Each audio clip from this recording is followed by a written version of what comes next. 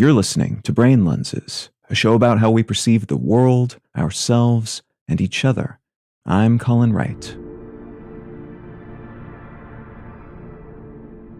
There's a term that's become popular in librarian circles, vocational awe, which refers to the tendency to assume benevolence and correctness in an industry because of how generally and assumedly positive that industry's motivations, intentions, and outcomes are. This concept was popularized by PhD student, librarian, and game designer Fabazi Eder, who coined it to refer to a sort of ambivalence she feels, and other librarians seem to feel, about the work they do.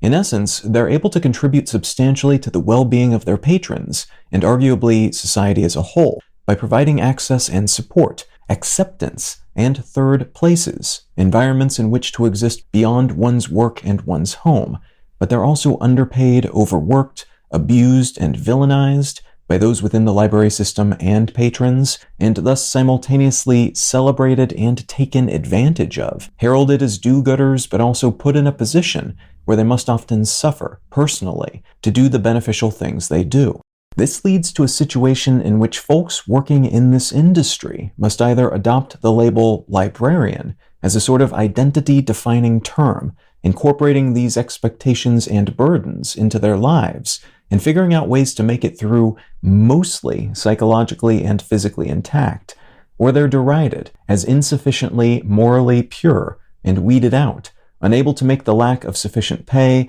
lack of proper support, and lack of positive valence from a substantial portion of the population and the politicians who sometimes rile that population up against them, work over the long term.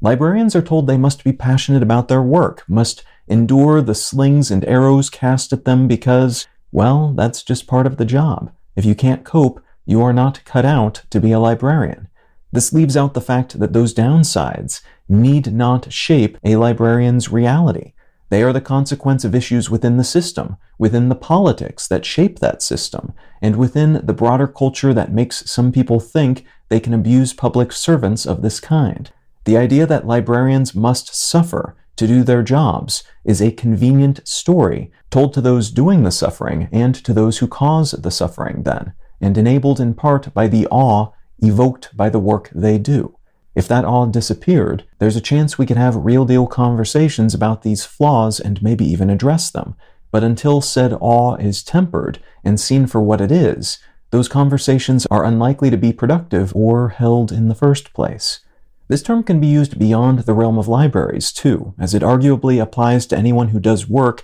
that is beneficial and celebrated in some way, but which also loads up those doing such work with burdens that are not inherent to the work, merely the consequence of badly thought out, antique, or insufficiently supported industry infrastructure. Frontline workers, including grocery store employees and folks who do various sorts of public maintenance work, who were told they could not stay home during the pandemic, were lauded and cheered during the height of the COVID-19 pandemic, while also being forced to put themselves in physical danger for low pay.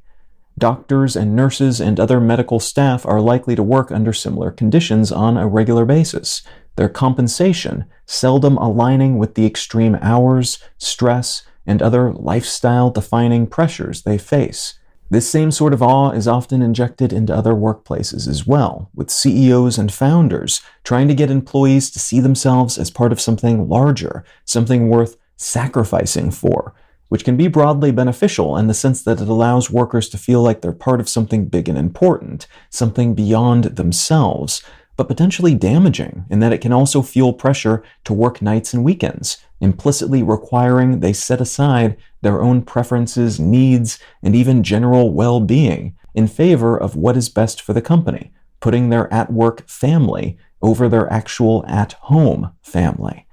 It may be possible to strike a balance between embracing the idea of doing important work and wringing oneself out in support of that work, but it's a tricky line to walk, especially since many of us don't have a solid sense of what we need to sustain our health, physical and psychological, and our financial foundation. But even those of us who do may find it tricky to voice these shortcomings in contexts where we are told it is normal and good to sacrifice ourselves in support of a larger cause.